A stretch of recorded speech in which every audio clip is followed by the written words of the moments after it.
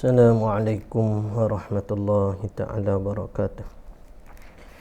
La hadratin Nabi Muhammadin sallallahu alaihi wasallam wa kafatil anbiya'i wal mursalin wal malaikatil muqarrabin wa ila a'immatil mujtahidin la siyama imamuna syafi'in wa khususan ila musannif hadzal kitab wa ila kulli masyaikhina wa kulli masyaikh wa ila jami'il muslimina wal muslimat syai'u lillahi lana wa lahumul fatihah.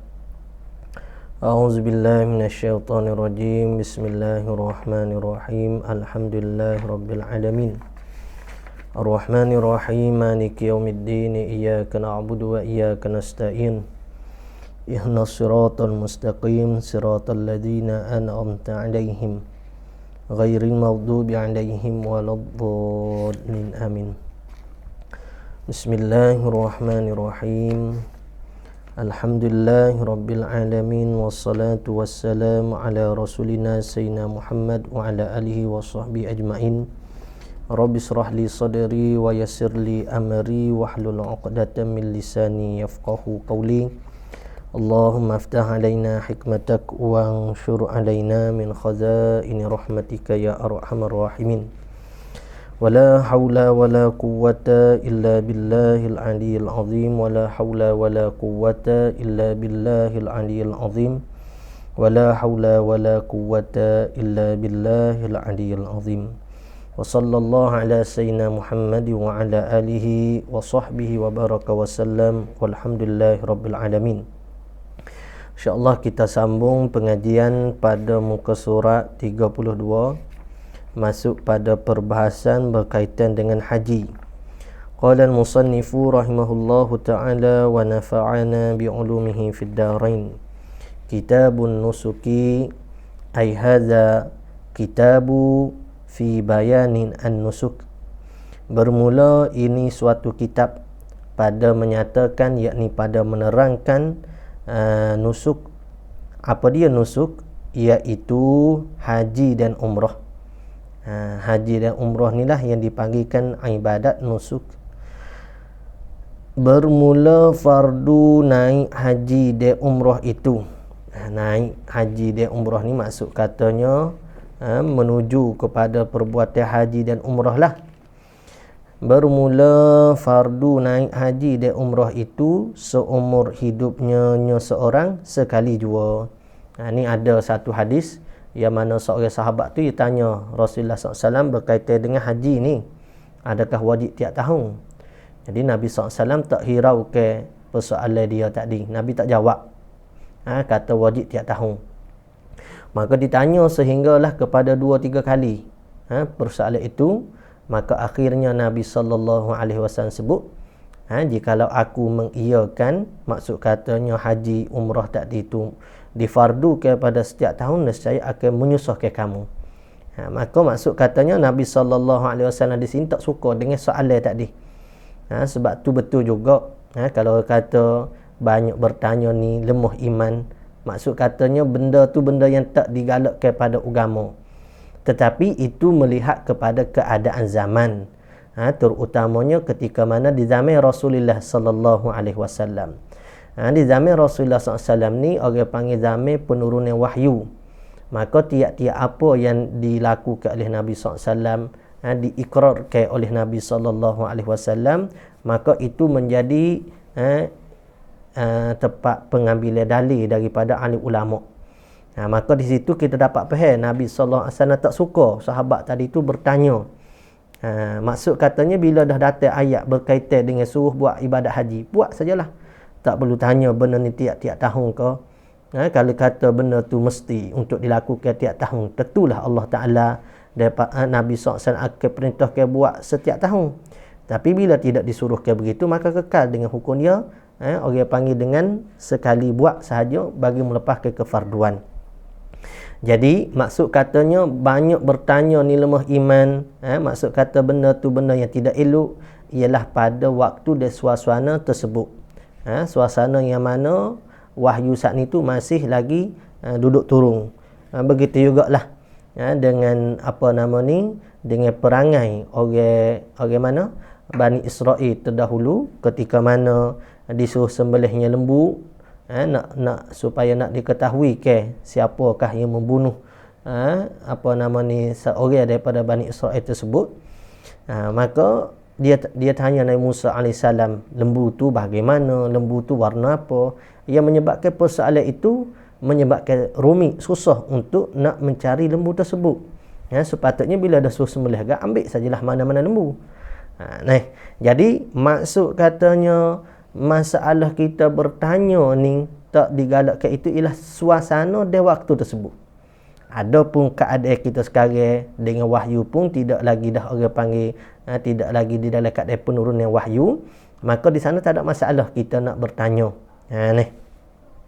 Baik, cuma ada satulah keadaan yang mana tanya tu tidak elok lagi pada agama kita walaupun waktu sekarang, ialah tanya di atas dasar untuk nak uji orang hok mengajar kita. Kita nampak dia sedap mengajar ni, kita uji dia sikit, biar dia tak mampu jawab. Kalau soalan hok berbentuk begitu pun, itu pun tidak disukai oleh agama kita, bahkan benda tu haram lah. Bukan nak tahu. Jadi tanya ni boleh kita tanya di atas dasar kita tak tahu. Itu yang pertama. Yang kedua, boleh juga kita tanya di atas dasar kita ni tahu dah, cuma kita nak beritahu kepada orang lain dengan cara kita tanya pada guru yang mengajar supaya orang lain tu tahu, tetap berkaitan dengan hukum tersebut. Maka pertanyaan yang tersebut dipuji pada agama kita. Baik, selesai. Jadi lama pula huraf itu. Bermula fardu naik haji dan umrah itu seumur hidupnya sekali jua. Maka adalah syarat mewajibkan haji dan umrah itu 4 syarat. 4 syarat ni kena ada. Yang pertama, Islam. Jadi kalau tidak Islam, tidak wajib lah. Yang kedua, mukallaf. Mukallaf ni maksud kata mereka yang cukup, man kullifa bi hukmi syar'i, mereka yang diberatkan ke atasnya hukum syarak. Siapa dia? Mereka yang akil, yang baligh, yang sampai seruai kepadanya. Tu mukallaf. Yang ketiganya merdeka. Merdeka ni maksud katanya bukan hamba lah. Yang keempat, kuasa. Manistata'a ilaihi sabila. Mereka yang kuasa pada mengerjakan haji dan umrah. Itu jelas sekali di dalam hadis Nabi SAW. Dan ini diterangkan pula lah, siapa yang ada kuasa. Jadi kalau katalah dia ada belanja tetapi dia tak ada kemampuan untuk nak naiki kenderaan, lama-lama sangat sebab dia ni dah tua dah, maka itu termasuk pada mereka yang tak mampu pada jalan. Ataupun ada belanja untuk pergi, tidak ada belanja untuk di dalam perjalanan, ataupun nak untuk balik, ataupun ada belanja nak pergi balik dalam perjalanan, cuma tidak ada belanja untuk nak ditinggalkan kepada anak isteri sebagai nafkah. Maka itu pun dikirakan mereka yang tidak ada kemampuan. Maka tak ada kewajipan lagi lah. Tak ada kewajipan lagi. Maka adalah yang dinamai kuasa itu mempunyai bagi seorang itu 9 syarat. Ni sangat elok. Setengah-setengah kitab nipis-nipis, kitab-kitab kecil, dia tak bahas ni berkaitan dengan kemampuan ni. Dalam kitab ni dia bahas ni, alhamdulillah lah. Dia ada 9 syarat ni, maka dia ni dikirakan orang yang ada kemampuan. Mana? Pertama, bahawa adalah ia diperolehnya bekal yang memadai. Yang memadai, dia memadaikan apa tu? Memadai ia iaitu apa? Yang memadai ia iaitu belanja perginya, dia nak pergi, dan kembalinya untuk balik semula yang patut akan dia belanja kebiasaan lah. Jadi kita sekarang ni, sebelum Covid tu pun dah agak mahal dah. Dah berlaku Covid ni pula mungkin terlebih mahal lah tu. Iaitu seperti pakaiannya dan barang sebagainya, benda-benda keperluan seharian kita, makanan kita, kenderaan kita, pakaian kita, semua benda tu ada untuk pergi dan ada untuk balik. Maka wajiblah atas kita. Itu baru syarat baru. Kafarah semalam adalah jima' itu pada para anak. Menggugah puasa ditinggalkan sebab jima'. Jadi maksud katanya tak kira lah. Dia setubuh tu jalan depan ke jalan belakang ke, maksud katanya melakukan persetubuhan. Baik, kita kembali semula ni. Soalan tu insya-Allah dah ada 10 minit sebelum habis pengajian kita. Bolehlah tanya ni. Ketiganya, baik. Hendaklah kedua bahawa ada diperolehnya kenderaan. Bukan bekal tu, la'ala sawab kenderaan. Bahawa ada diperolehkan kenderaan perginya dan kembalinya. Diperolehkan kenderaan bagi barang siapa yang ada ia barang siapa jauh daripada negeri Mekah 2 marhalah. Maksud kata kalau kita ni orang yang jauh daripada negeri Mekah lebih pada 2 marhalah ni dah ada 90 km lah. Kita semua ni maka disyaratkan dengan ada kenderaan. Kata ada kenderaan maka tak wajib juga. Jadi ada bekal, hak ni ada kenderaan. Ketiganya, hendaklah ada ia seorang terpelihara daripada bahaya perjalanan jikalau zon ia seorang kedatangan bahaya atas dirinya. Zon ni maksudnya sangkaan berat. Sangkaan banyaknya kata ada bahaya.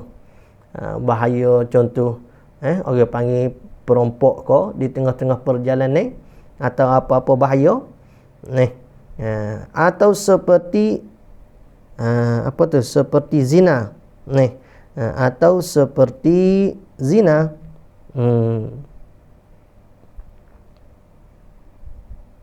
atau kebinasaan harta, yakni takut kalau berlakunya zina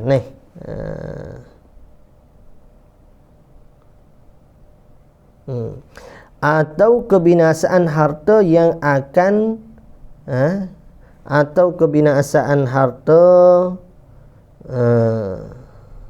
yang akan bekal naik haji jikalau sedikit sekalipun kebinasaan harta tersebut. Maksud katanya kalau kita pergi untuk menunaikan ibadat haji, maka membinasakan harta benda kita, maka tiadalah wajib atas seorang itu untuk menunaikan fardu haji. Keempat, hendaklah ada kuasa ia seorang diperolehnya air dan bekal pada segala tempat perjalanannya, tempat kita singgah. Jadi kalau adalah tempat persinggahan kita tu ada mana-mana tempat yang mana tidak didapatkan air dan bekalan, maka tak wajib juga untuk kita menunaikan ibadat haji. Jadi rasa benda-benda ni semua kalau dengan kita naik kenderaan kapal terbang, flight apa semua tu, rasa ni benda ni tak timbul lah. Kelima, hendaklah ada kuasa ia seorang duduk di atas kenderaan dengan tiada masyakkah yang sangat. Ni mungkin nak berlaku bagi orang yang telah tua. Orang yang sakit jadi dia tak boleh duduk kenderaan di atas kenderaan yang lama-lama. Di atas kenderaan lama sangat tak boleh. Jadi orang panggil akan ada masyakkah, kesusahan. Kesusahan tu kalau kata kesusahan yang biasa, mungkin sakit yang biasa, hak tu terpaksa pergi jugalah. Biasa dah dengan tak selesa tu. Tu maksud kata masyakkah yang biasa. Tapi kalau masyakkah yang sangat, maksudnya sangat membawa pada kesakitan bagi dia ataupun bagi orang tua tadi, maka samalah tidak difardukan di atas dia untuk menunaikan ibadat haji dan umrah. Keenam, hendaklah ada diperolehnya tak kala ia seorang keluar daripada negerinya beberapa orang yang menolong bersama-sama berjalan. Maksud katanya bukan dia tu pergi seorang diri yang mana membawa kepada keliaran hati dia.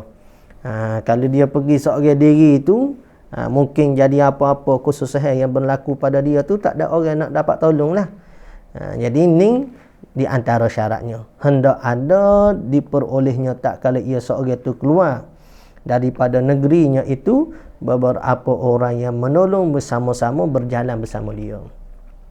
Dan kalau kita tengok hukum pada masalah permusafiran, makruh hukum seseorang saat ni bermusafir seorang diri. Kerana dia sekurang-kurangnya dia akan membawa kepada keliaran hati. Apa keliaran hati? Maksudnya kita tak sedap lah bila kita bermusafir seorang diri.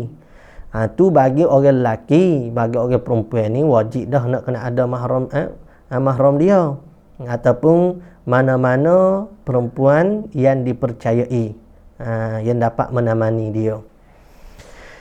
Ketujuh, hendaklah jangan ketinggalan daripada segala taulannya, seperti jalan, jalanan dengan dia lebih daripada satu marhalah. Safar daripada segala taulannya, safar kata. Baik. Ketujuhnya, hendaklah jangan ketinggalan daripada segala taulannya seperjalanan, seperjalanan dengan dia, dengan seorang lebih daripada satu marhalah. Jadi jangan pula kita saat ni tu tertinggal dengan kita oleh sahabat-sahabat yang seperjalanan dengan kita tu lebih daripada satu marhalah. Jadi kalau kata kita ni tertinggal jauh dah, ada sahabat yang pergi bersama kita untuk menunaikan ibadat haji ni, tapi kita ni tertinggal jauh dah. Jauh ni pada mana? Satu marhalah. Satu marhalah tu adalah dalam 40 km. 45 km lebih kurang. Maka pada waktu tu tak wajib juga kita pergi haji. Ini ayat tu lah.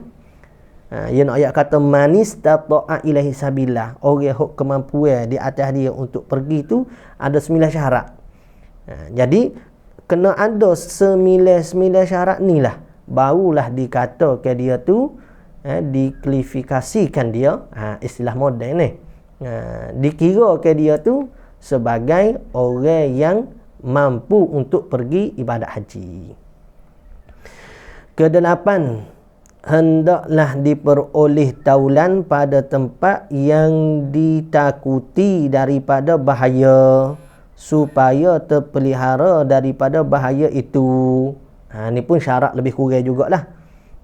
Mesti kena ada orang lain, taulan ni orang lain lah, pada tempat yang dia takuti, tempat saat ni, daripada bahayanya tempat tersebut, supaya terpelihara daripada bahayanya itu. Dia orang tak biasa berapa semua, dia takut lah. Supaya kita kalau pergi ke Amerika sore-sore aku umpama, ataupun pergi negeri ke negeri lain saja, tak perlu pada negara lain, negeri pada negeri lain saja. Kalau kita ni orang tak biasa apa semua, kalau orang hok biasa tu okey sikit, kita orang tak biasa ni kan, macam-macam kebimbangan nak lalu pergi ke gerik apa semua tu pelbagai cerita, orang duk cerita dengan gajahnya apa semua. Jadi yang memerlukan pada orang taulan sahabat untuk menemani dia, untuk mengelakkan dia tu daripada bahaya, ataupun dapat menolong dia ketika mana dia dalam bahaya. Jadi kalau tak ada orang ketika mana tu, ketika waktu tersebut, maka tak wajiblah atas dia untuk pergi menunaikan fardu haji. Kesembilan, hendaklah ada diperolehnya hamil belanja naik. Hamil maksudnya menanggung lah, yang menanggung. Kesembilannya, hendaklah diperoleh hasil belanja naik. Hasil hamil baca dengan mim, ngasok. Kesembilan, hendaklah ada diperoleh hasil belanja naik haji pada dirinya. Kena ada perbelanjaan, maka tiada wajib atasnya menerima pemberian orang kerana besar bangkitan di dalamnya. Ni masalah. Kalau orang tanya kita, saya ni Ustaz, saya tak ada kewangan, tapi ada orang nak bagi kewangan kepada saya, sponsor untuk saya pergi menunaikan haji dan umrah. Jadi adakah waktu tersebut kita ni wajib untuk mengerjakan haji umrah? Jadi kalau kita duk buat kira-kira sendiri-sendirilah, kita kata macam mana? Wajib lah dah ada dah. Dah ada dah orang nak sponsor. Dah ada dah orang nak belanjakan kita untuk pergi ke sana. Jadi jawabnya tak wajib. Kenapa? Tak cukup syarat ke-9 ni lah. Syarat yang ke-9 daripada 9 syarat yang ditulis, yang ditetapkan oleh musannif di sini rahimahullah taala, hendaklah dia tu ada belanja diri dia sendiri. Belanja tu daripada hak dia, bukan orang bagi pada dia. Sebab tu tafriqnya, maka tiada wajib. Tu jelas musannif dia kata tu. Tak. Orang tanya, adakah wajib untuk pergi haji bila mendapat sponsor? Ada orang nak belanja, wajib ke tak? Tak wajib. Ni, maka tiada wajib. Tu nas sendiri dah tu dalam kitab tulis. Maka tiada wajib atasnya seorang menerima pemberian orang untuk nak pergi haji. Untuk nak pergi haji. Orang nak beri kat kita, tak wajib. Kenapa? Kerana besar bank kita di dalamnya, di dalam pemberian. Sebab tu masalah orang nak beri apa-apa kat kita ni, kalau barang tu kopeh-kopeh barang sikit-sikit tu, kita nak terima tu okey lagi. Kalau barang tu benda yang besar, tak, dia menyebabkan bank kita yang besar pula pada kita esok, maka makruh untuk kita terima. Kurang elok apa-apa saja pun. Kenapa? Iyalah bank kita dia saat ni tu. Jadi kita tu macam terlekat dengan dia. Jadi kita ni malu mata dengan dia. Walaupun kita tak minta, dia nak beri. Benda Allah. Besar sangat ni benda ni, yang nak pergi kahwin ni. Tak, kurang elok untuk kita nak terima. Kita kalau orang beri apa-apa kat kita, benda sikit kita nak benda banyak. Gitu. Sedangkan dalam agamanya kurang nak digalakkan. Disebabkan apa? Faktor bangkit tadi. Sebab itulah kalau kita tengok dalam kitab Buriyatul Tulak ke, ada hak kita buat daurah tu, ataupun mana-mana kitab besar lah, hak berkaitan dengan aurat dalam solat. Dia ada hurah di situ. Aurat dalam solat ni maksudnya kalau kita tak ada pakai ye. Kita tak ada pakai ye, ada orang nak beri ke kita pakai ye untuk buat solat. Wajib kodok kita nak terima? Tidak wajib. Tak wajib. Sebab apa? Sebab besarnya bank kita. Kalau bagi pinjam saja tak apa. Kalau bagi betul, tu besar bank kita lah. Ukit, orang duk ukit pula. Demo, kau beri kau demo. Tak. Kena kau bagi tu, bagi dah tak ada, susah lagi. Ni orang bagi kita tak minta. Kalau kita minta lebih lagi lah. Kita sekarang cepat nak meminta. Tak, cepat sangat nak meminta. Kena dah setengah-setengah orang tu yang malu nak meminta. Walaupun dia tu tak senang sangat, tapi dia ni malu nak meminta selagi mana boleh diusaha, selagi mana ada lagi benda untuk dimakan, harta benda untuk dibelanja, malu nak meminta. Tu benda yang sangat elok. Dan benda itulah yang dilakukan oleh zaman salafun salih. Orang zaman-zaman dulu, di zaman Nabi SAW, para sahabat ridwanullah alaihi ajma'in, mereka sangat malu nak meminta. Dan kerana mereka ni tidak sifat meminta lah, maka orang beranggapan kita melihat mereka ni, para sahabat ridwanullah alaihi ajma'in ni cukup dengan serba-serbi. Padahal mereka maklum dah zaman salafun salih dulu susahnya. Tapi disebabkan ada sifat mereka ni tak suka nak meminta, maka dilihatkan bagi mereka tu cukup dengan serba-serbi. Setengah kita, masyarakat kita pun ada. Setengah dia tu tak ada lah senang. Kehidupan dia tu susah. Mungkin kais pagi, makan pagi ni. Bahasa kita. Tetapi dia tak suka meminta. Bila dia tak suka meminta, itulah orang nampak, dia ni mari mana duit? Nampak cukup, tak meminta pun. Hak ni ada sifat-sifat kita sekarang ni. Cukup dah. Tapi nak meminta juga. Nampak? Tu kurang elok lah ada pada kita. Seorang sahabat tu dia meminta dengan Nabi SAW. Tiap kali dia meminta, Nabi SAW bagi. Sehinggalah satu tika, mafhumnya dalam hadis tersebut, Nabi tegur sahabat tersebut. Maksud katanya, tak meminta tu lebih elok bagi kamu daripada kamu minta. Nabi beri saja tiap kali meminta. Maka pada waktu tu, start daripada hari tersebut, dia tak pernah mengambil apa-apa pun. Tak pernah meminta pun kepada Nabi SAW dari mana-mana sahabat. Bahkan di zaman Sayyidina Umar, kau ingat dalam riwayat tersebut, ada bahagia dia untuk diberikan kepada dia, dia tak ingin ambil juga. Oh, Masya Allah. Tu puak salafun soleh. Kita ni usaha dengan tak meminta je. Usaha dengan tak meminta. Orang bui, nak kita ambil duduk tahap tu pun okey dah kita ni. Zaman kita ni.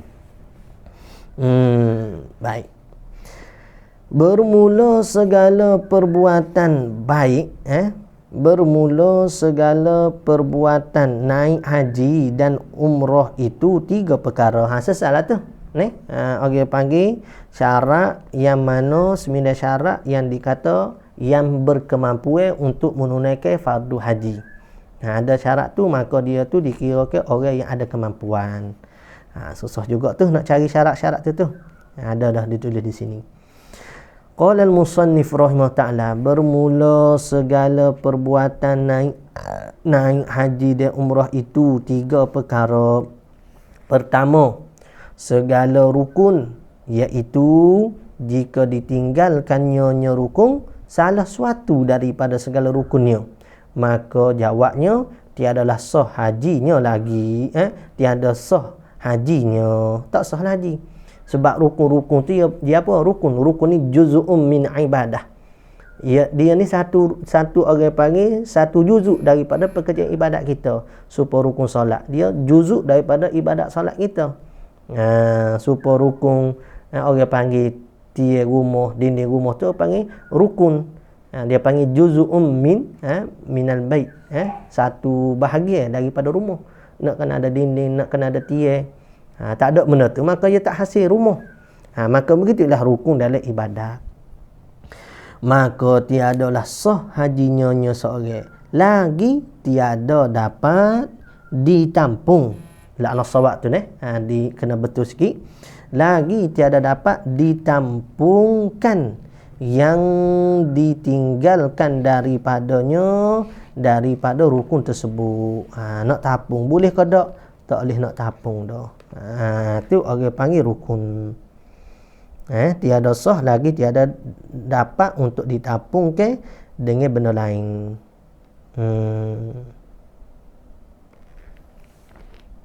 Bukan ditinggalkan. Dalam soalnya tiada dapat ditapungkan yang ditinggalkan daripada rukun dengan dam. Bila kita tinggal, kita nak tapung dengan bayar dam, boleh? Tak boleh. Nama lagi rukun. Iaitu apa dam? Menyembelih na'am, binatang na'am. Binatang na'am ni enggak maksud katanya lembu ko. Uta, apa nama ni? Ni kambing ni. Tu binatang na'am, kambing. Kedua, jadi jenis orang panggil bahagian hajinya, yang pertama dia panggil rukun. Rukun ni bila kata kita tinggal, ibadat haji kita tu tidak sah serta tidak dapat ditampung lagi dengan dam. Supaya rukun solat. Rukun solat ni apa? Rukun solat ni ialah juzuk daripada solat. Dan bila kita tinggalkan rukun, ibadat solat kita tidak sah dan tidak dapat ditampung dengan sujud sahwi. Itu rukun solat. Kedua, segala wajibnya haji. Tak di rukun. Ini wajib haji. Iaitu jika ditinggalkan salah suatu daripada segala wajibnya, dapat ditampul akan dia akan sesuatu tadi. Ataupun wajib haji tu dengan dam. Tu boleh kita ganti dengan dam. Tu orang panggil wajib haji. Ketiga, segala sunat, iaitu kesempurnaan kedua haji dan umrah. Jadi ibadat haji umrah tu ada 3. Pertama rukun, keduanya benda hak wajib, yang ketiganya dia panggil benda yang sunat. Qala al-musannif rahimahullah ta'ala, faslun pada menyatakan rukun haji. Faslun pada menyatakan, yakni menerangkan rukun haji itu 6 perkara. Pertamanya mana? Ihram. Rukun haji yang pertama ihram. Apa dia ihram? Iaitu berniat masuk kepada ibadat nusuk. Seperti diniatkan di dalam hatinya, nawaitu hajja wa ahramtu bihi lillahi ta'ala. Itu ihram. Ihram ni niat dia lah. Niat nak masuk pada ibadat haji. Inilah rukun yang pertama supaya solat. Solat rukun yang pertama kita niat dan takbiratul ihram. Tu dipanggil takbiratul ihram tu.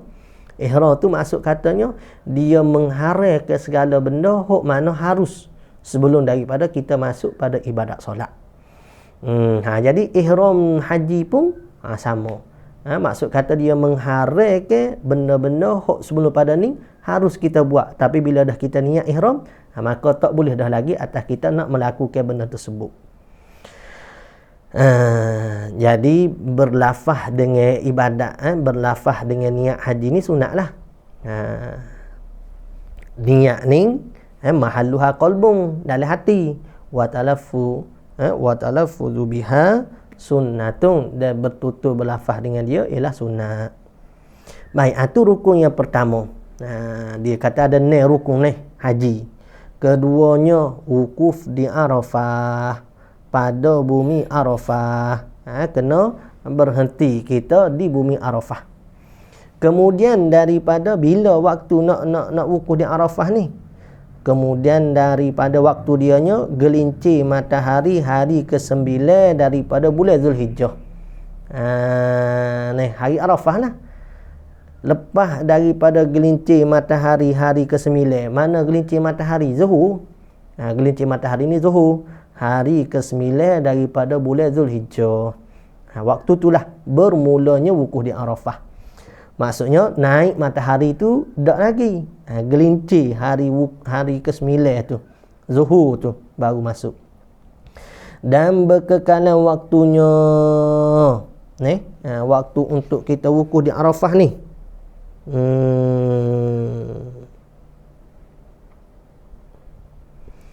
Waktunya hingga keluar fajar hari yang ke-10. Fajar hari ke-10 maksudnya subuh lah. Subuh hari raya. Hari ke-10 tu hari raya lah, raya Aidil Adha tu. Boleh daripada zuhur sampai ke subuh 10 Zulhijjah. Dan sunat waktu dia tu antara tu lah, kena duduk di Arafah. Dan sunat dihimpunkan malam dan siang di Arafah. Sunat saja. Kita himpunkan duduk daripada malam lagi hinggalah kepada siang hari di Arafah. Dan ia seorang wukuf pada tempat Nabi wukuf. Dia ada dekat dengan Jabal Rahmah tu. Dia wukuf tempat mana Nabi wukuf. Adalah pada satu tempat. Ya kalau sekarang agak tempat orang-orang hok VIP lah. Duduk wukuf sekarang tu. Di tengah-tengah pada Arafah. Dia panggil Asyak Jabal Rahmah, tempat Nabi wukuf. Dan ya biasa ni pada Arafah sekarang luah ke, hok duduk tengah-tengah tu. Hok orang VIP tu, hok biasa tempat tu lah. Dan membanyakkan mengucap padanya pada wukuf di Arafah saat ni tu, duk buat ibadat haji tu, la ilaha illallah wahdahu la syarikalah lahul mulku wa lahul hamd yuhyi wa yumit wa huwa ala kulli syai'in qadir. Banyak la ilaha illallah wahdahu la syarikalah lahul mulku wa lahul hamd yuhyi wa yumit wa huwa ala kulli syai'in qadir. Dan membanyakkan doa lah, banyak-banyak kita duduk buat kerja orang panggil ibadat haji umrah ni enggak duduk 24 jam lah dalam ibadat. Sebab itulah orang panggil keharaman kita nak buat go tu, nak buat go ni banyak sangat. Jadi kalau kita dalam solat ni berapa minit saja duduk dalam solat. Ibadat haji ni lama kita duduk di situ. Maka sepatutnya lah kita saat ni penuhi dengan doa-doa pada Allah Azza wa Jalla. Rugilah kalau masa tu Allah Ta'ala tak beri ke kita kebaikan. Dan istighfar, astaghfirullahalazim, astaghfirullahalazim. Ni benda-benda ni benda orang boleh buat belaka. Tak sejahir mana orang mampu nak bertutur dengan astaghfirullahalazim. Tak berjumpa lagi lah hamba ni, hamba sendiri tak berjumpa lagi lah orang jahil siapa tak boleh nak ucap astaghfirullahalazim. Tak jumpa lagi lah. Ataupun sebut la ilaha illallah pun tak pandai langsung. Tak jumpa lagi siapa satu orang. Jadi maksud kata kebiasaan kita ni kan, mungkin ada hak jenis kita ni. Tapi purata kita ni seteruk mana kita ni, kita boleh bertutur dengan benda tu. Cuma pada waktu tersebut kita mampu bertutur ke tak, itu semata-mata daripada Allah Azza wa Jalla. Sebab sekarang kita dapat bertutur ke tak dengan lafaz-lafaz yang elok, mulia apa semua, itu semua kurnia daripada Allah Azza wa Jalla. Bila Allah Ta'ala nak beri, mudah saja. Tak, kadang-kadang orang ni mudah sangat dia nak bertutur dengan benda baik ni, siapa dia heran. Dia kata, anak ni tak tahulah. Duk la ilaha illallah sama, la ilaha illallah, la ilaha illallah. Tu nak jadi ujub pula. Nak jadi perasa ke diri.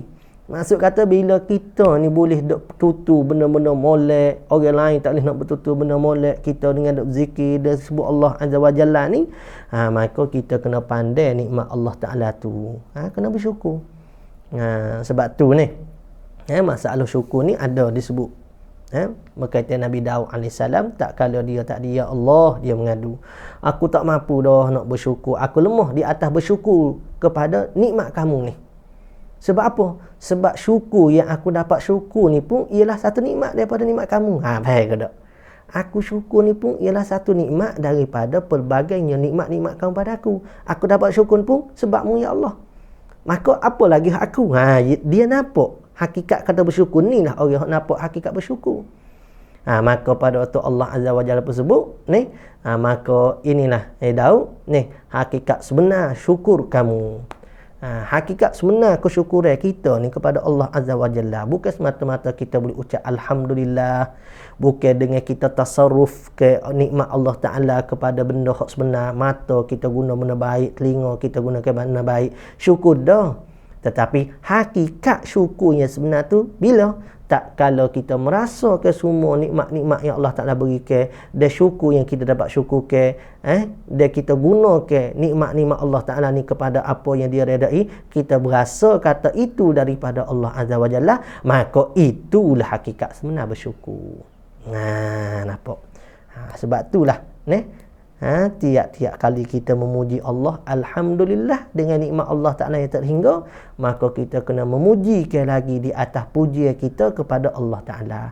Kerana pujian kita memuji akan Allah Ta'ala pertama itu pun daripada pemberian nikmat Allah. Dan taubat, perbanyaklah taubat. Rugilah duk buat haji tu tak rugi, buat taubat apa lagi? Duk main kau TikTok kau apa semua Allah duduk keadaan begini pun kita ni teruk dah pergi buat haji pun begitu juga. Dan membaca surah Al-Hasyr, membaca ke surah Al-Hasyr ni sunat. Sabbaha lillahi ma fis samawati wa ma fil ard. Tu ada pada muka surat berapa? 545. Dan selawat atas Nabi sallallahu alaihi wasallam pada hari itu. Jangan pula kita ni tak tahulah Ustaz, saya ni nak istighfar ko, nak zikir ko, nak alhamdulillah ko, nak selawat ko, nak sebut la ilaha illallah ko, banyak sangat saya tak tahu nak buat apalah. Jangan sampai begitu. Buatlah dengan apa-apa kita mampu buat. Tetapi yang paling penting perkataan sebutan kita masa kita di dalam ibadat haji tadi, wukuf di Arafah tu terutamanya, ialah daripada hati sanubari kita. Benar-benar bila kata istighfar astaghfirullahalazim, memang hati kita pun betul-betul nak minta ampun dengan Allah Ta'ala. Bila kita nak syukur, alhamdulillah, benar-benar hati kita pun syukur dengan apa yang Allah Ta'ala kurniakan kepada kita. Sebab tu ada hadis disebut dalam kitab Jam'ul Jawami'. Dia kata hadisnya Nabi SAW sebut, orang yang mana makan di dalam keadaan syukur benar-benar kepada Allah Azza wa Jalla itu menyamai dengan orang yang sabar dengan puasa. Orang sabar dengan puasa tak makan dengan orang yang mana makan dalam keadaan syukur, tu menyamai. Jangan pula faham ni tak si puasa saya kalau gitu syukur sajalah. Tidak, ini nak menyatakan kelebihan orang syukur. Baik, buatlah apa-apa di Arafah saat ni. Yang ketiganya tawaf pada Baitillah. Berapa kali? 7 keliling dengan yakin. Mula daripada Hajarul Aswad lah. Hajarul Aswad tu kita keliling, orang panggil melawani arah jam. Mula pada Hajarul Aswad tu. Kalau rasa kecil-kecil dulu, rasa seingat saya lah, masa kecil-kecil dulu ada lampu hijau dia, lepas tu ada garis dia tu. Wallahualam lah, orang kata lampu hijau tu ada lagi. Membetuli Hajar Aswad sini lampu hijau. Jadi kita keliling bermula daripada situ. Keliling saat ni dengan yakin, supaya semaya 4 rakaat dengan yakin lah. Kalau kita syok, ni ko 7 dah. Kira ambil dengan yakin. Dan syaratnya dimulai pada Hajarul Aswad, berbetul dengan segala lambung kirinya. Hajarul Aswad tu duduk di sebelah lambung kiri kita. Dan dikirikan Baitillah tu duduk sebelah kiri kita pada segala tawafnya. Bukan kita dah hadap Baitillah selepas semaya, kita mengirikan Baitillah tu duduk sebelah kiri, kita pun berjalan buat keliling. Dan jangan bersentuh dengan tubuhnya daripada Baitillah, yakni apa, di tawafnya di luar daripada Baitillah. Jangan masuk ke hijab Ismail tu, kamu masuk ke tu. Tak kita nampak orang tak masuk ni boleh shortcut ni, maksudnya boleh jalan pitah agak kita masuk ke hijab Ismail apa semua. Jangan pula kita ukah di atas ada tebing dia ada kaki dia tu, Kaabah tu, jangan. Sebab tu semua tu kawasan asal bagi Kaabah. Baik, dengan tubuhnya daripada Baitullah, yakni ditawaf di luar Baitillah. Dan lagi jangan ada sarafnya, yakni berpaling niat akan berjalan lain daripada tawaf. Jangan kita berjalan satu lain daripada semata-mata niat akan tawaf kepada Baitillah. Jangan nampak jemaah kita depan sana kita pun niat kejar jemaah. Tu tak boleh tu. Dia ada saraf tu, dia ada benda yang memalingkan niat kita kepada benda yang lain. Dia ibadat saat ni tu dia nak semata-mata kita buat tu kerana Allah Ta'ala. Seperti mana kita rokok lah umpama semaya, kita semaya, di antara syarat sah rokoknya apa? Bila kita turun tu semata-mata nak rokok. Jadi kalau kita turun tu bukan niat nak rokok, niat nak menggaru, kita gatal, maka tak sah. Jadi perjalanan kita tawaf saat ni mesti tidak ada benda yang saraf, maksudnya benda memalingkan niat kita daripada semata-mata tawaf kepada benda yang lain.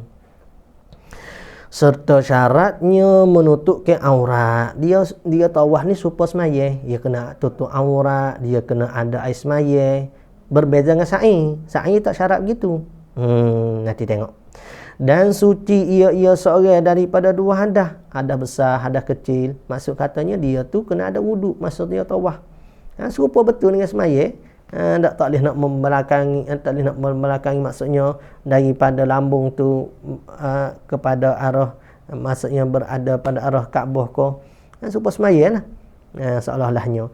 Dan suci pula ia seorang daripada najis yang tiada dimaafkan dia pada tubuhnya, dan kainnya, dan tempat lalunya. Apa semaya syarat dia. Dan sunat dikucuk ke Hajarul Aswad dengan mulutnya. Sunat bila dah sudah kita kucuk Hajarul Aswad tadi dengan dikucuk ke itu dengan mulutnya, kemudian daripada istilamnya. Istilam ni maksud kata kita sentuh, lepas tu kita kucuk. Kalau kata kita jauh, kita lambar begitu, syarat, baru kita kucuk. Nampak? Kalau jauh, kalau dekat agak kita sentuh, istilam ke Hajarul Aswad, kemudian kita kucuk ke Hajarul Aswad. Seperti mana katanya Sayyidina Umar, aku ni tidak akan mengkucuk kamu, tetapi aku kucuk ni disebabkan aku melihat kekasih aku Nabi Muhammad sallallahu alaihi wasallam kucuk ke kamu, maka kerana itulah aku kucuk kamu. Dalam kitab Asyar Syargawi dia bahas, dikiaskan dengan ni jugalah kita saat itu sunat mengkucuk ke tangan orang alim ulama. Seperti mana Hajarul Aswad ni sunat kita kucuk, maka begitu jugalah dengan orang alim ulama ni kita sunat kita kucuk dia, orang-orang soleh. Dan hantar ke dahinya kepada Hajarul Aswad. Istilam tu kucuk, patut hantar dahi letak pada Hajarul Aswad dan mengucapkan bismillahi Allahu Akbar pada tiap-tiap kali lalunya. Tiap-tiap kali lalunya. Tiap-tiap kali dilalunya seorang.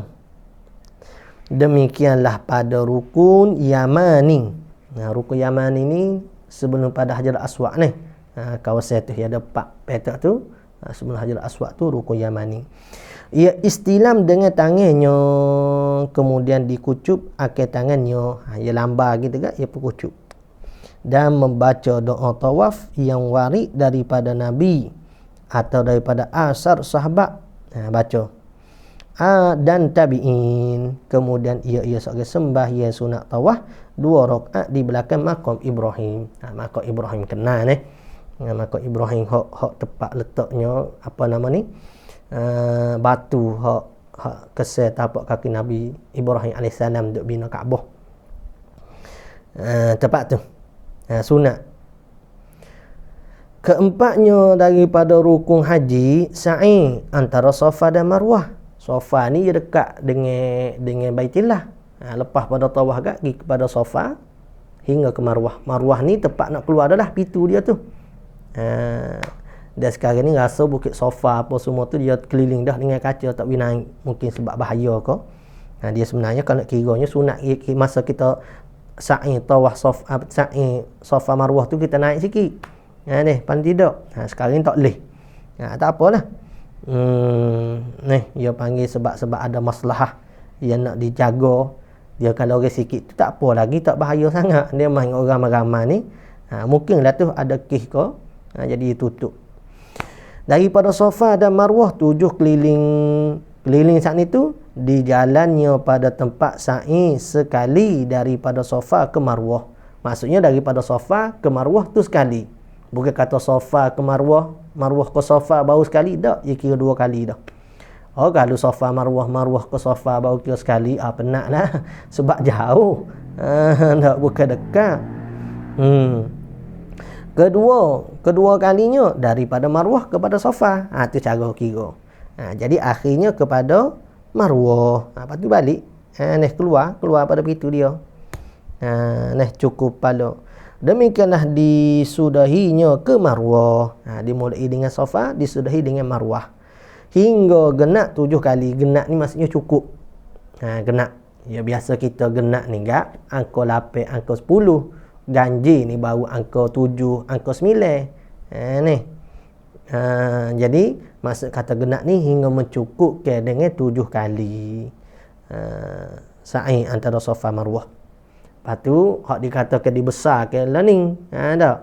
Ya, kalau kita boleh jaga kat, kita duduk tengah tu lah. Ya, lebih elok. Tapi janganlah sebab nak berubuk situ, jadi menyusahkan pula. Ya, supaya sekarang lah, Arafah ke apa semua, dia besar sebab ramah. Kalau nak kira betul kat, hak di tengah-tengah tu lah, hak lebih aulanya. Dan sunat berniat pada sa'i dia tawaf haji, dia wajib. Dan wajib niat pada tawaf yang bukan tawaf haji. Sunat saja kita niat ke tawaf kalau ibadat haji. Sebab dia ada dah. Bila kita niat haji tu ada dah sekali dengan maksud kata tawaf. Tapi kalau kita nak buat tawaf lain daripada ibadat haji, tu wajib kena niat. Kena niat. Dan sunat mengucap takbir pada Safa dan Marwah. Sunat. Dan berlari pada antara Safa dan Marwah. Tengah-tengah tu. Dia adalah lampu hijau dia ni. Biasa gitu nampaklah sikit. Saya pun masa kecil gitu. Kecil menengah dah rasanya masa tu. Tak ingat dah. Cuma ingatlah ni kata Safa Marwah, lepas tu ada lampu hijau di situ. Antara dua tu lah sunat kita berlari anak. Dan Marwah pada tempat berlari dan berjalan itu makruf dan berjalan, maksudnya tempat berlari hok mana, tempat berjalan mana, makruf, diketahui, ada tanda keduanya, ada tanda ni. Tanda dengan lampu hijau. Ya lampu hijau belakang. Maka tiada disyaratkan pada sa'i taharah dan menutup aurat. Ni hak saya sebut tadi. Sa'i itu dia tak seperti mana ibadat tawaf. Tawaf ni gak syarat dia tu ketat dengan tutup auratnya. Sa'i tak syarat. Tapi bukan maksud kata tak disyarat enggak boleh kita nak buka aurat, tidak. Maksud katanya nisbah sah-sah. Nisbah perbuatan tu harai-harai. Dan suci daripada najis. Seeloknya biar suci lah. Walaupun kata sunat saja tak disyarat, tapi seeloknya kita jagalah. Ibadat haji kita ni setahun sekali. Kena kau kita orang Malaysia nak pergi sana bukan mudah. Tiba-tiba kita buat biasa-biasa. Orang duduk sana tu buat biasa-biasa, benar sabar. Kita dapat terima orang di sana buat ibadat umrah dia tu tak rasa besar sangat pun kalau dia buat begitu. Sebab apa? Sebab dia tu mungkin boleh buat sama ibadat umrah pun. Kita ni orang duduk jauh ni nak umrah apanya? Gitu. Jadi maksud kata kita boleh pergi jaga-jaga ko ataupun baru boleh pergi setahun sekali hidup kita, patut kita buat sungguh betul lah. Nampak dia. Kelimanya bercukur atau berguting. Yakni apa maksud bercukur? Yakni menghilangkan 3 urat rambut kepalanya dengan barang kaifiat. Dengan bagaimana cara? Asal kata hilangkan rambut. Hilangkan rambut 3 urat bagi orang yang mempunyai rambut kepalanya. Maksudnya kalau orang tak ada rambut, tak payah dah nak cukur-cukur apa dah. Tak ada. Cuma di sana ada yang suruh melalukan juga pisau cukur tu sebagai isyarat. Jadi orang betina saat ni tu, orang puai agak, dia guting sajalah. Dia guting, bagaimana hak moleknya, dia hipungkan rambut dia saat ni. Jadi dia pun guting hak di bawah saat ni, hujung yang di bawah. Tu cara bagi orang perempuan. Ada orang jatuh, masuk sunatlah dia cukur. Botok jaga-jaga. Bukan sokmo. Keenamnya, pahala belaka tu. Kena dengan niat agak banyak pahala. Keenamnya, tertib pada kebanyakan rukunnya, bukan semua. Pada kebanyakan saja yang diwajibkan tertib untuk ibadat haji. Tertib pada kebanyakan rukunnya, seperti mana hak kata wajibkan tertib ni? Seperti wajib didahulukan ihramnya daripada segala rukunnya. Rukun-rukun lain kena dahulukan ihram. Supaya takbir lah. Daripada nak baca Fatihah apa semua, kena dahulukan takbir. Tapi niat tu kena sertai dengan takbir muqaranah. Kemudian ia seorang wukuf di Arafah. Kemudian ia seorang tawaf dahulu daripada sa'inya. Kena tawaf dulu. Tu hak syarat-syarat tertib. Lagu-lagu mana dia kata kena ihram sebelum daripada dibuat ke segala rukun. Lepas tu kena wukuf di Arafah. Kemudian dia kena tawaf serta dengan sa'i. Maksud kata tawaf dulu baru boleh sa'i. Ada pun rukun umrah itu 5 perkara. Jadi dalam kitab-kitab lain bahas lagi tu. Ni pas ni ada yakin hura tu, insya-Allah esok kita akan baca lagi ni. Yakin hura pula tu berkaitan dengan ihram pada mikot apa semua. Ada pun rukun umrah itu 5 perkara. Pertama ihram, dan iaitu serta dengan niat ia seorang masuk kepada ibadat nusuk, seperti niatnya nawaitu umrata wa ahramtu biha. Umrah biha. Muannas. Wa ahramtu biha lillahi ta'ala. Keduanya tawaf, ketiganya sa'i, keempatnya bercukur, kelimanya tertib. Jadi masalah umrah ni dia tak ada satu saja. Mana? Wukuf di Arafah. Tu makruf dah tu. Tu orang panggil ilmu basic bagi orang nak mengerjakan haji umrah. Kalau nya tak tahu rukun umrah tu apa, rukun haji tu apa, bukan nak pergi buat haji, nak pergi buat umrah lah tu. Dia panggil nak pergi berjalan, nak pergi berderak Mekah. Tak. Jadi tak ada beza lah dengan orang pergi berderak dengan Amerika ke mana semua tu. Ada orang panggil tak ada nak mengerjakan ibadat. Sepatutnya bila kita pergi pada Mekah ni, orang panggil tepat lubuk bagi nak dapat pahala, patut kita usaha dah. Dengan orang panggil mempelajari ke ilmu berkaitan dengan umrah. Ada ibadat-ibadat yang lain, niat kau hak tu dah. Tapi ada juga setengahnya niat tak ada niat pada benda tu. Niat nak pergi beli barang, niat saja-saja nak berjalan, banyak duit. Umrah tu pula diniatkan sebagai sambilan. Masya-Allah. Tu kadang-kadang bila orang ni tu heburi ke dia tu dengan mudah sangat nak pergi. Jadi kita ni Allah Ta'ala susahkan masuknya kita nak pergi tiap-tiap tahun pun mungkin tak mampu. Tak. Jadi mungkin bila kita gitu dengan penuh orang panggil takzim membesar, dia dok hitung-hitung ke orang panggil dapat pahala. Jadi kita sangka baiklah dengan Allah Azza wa Jalla ni. Wallahu a'lam. Ila anqa faslun pada menyatakan wajib haji. Wallahu a'lam. Rasa hari ni tak ada soalan mana ni berkaitan dengan haji lagi pula, tak pergi nak pergi haji lagi tu. Baru lepas.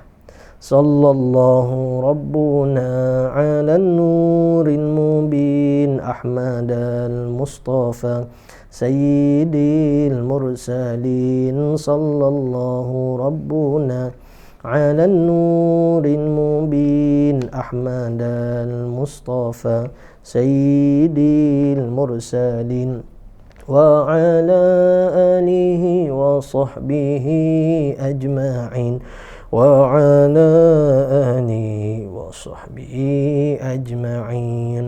أعوذ بالله من الشيطان الرجيم. بسم الله الرحمن الرحيم. الحمد لله رب العالمين والصلاة والسلام على رسولنا سيدنا محمد وعلى آله وصحبه أجمعين. اللهم انفعنا بما علمتنا ربنا زدنا علما. الله فقهنا في الدين وعلمنا التأويل وجعلنا من عبادك المخلصين وجعلنا من أوليائك الصالحين. ربنا آتنا في الدنيا حسنة وفي الآخرة حسنة وقنا عذاب النار. وصلى الله على سيدنا محمد وعلى آله وصحبه وبارك وسلم والحمد لله رب العالمين. Taqabbalallah. InsyaAllah sambung esok pula.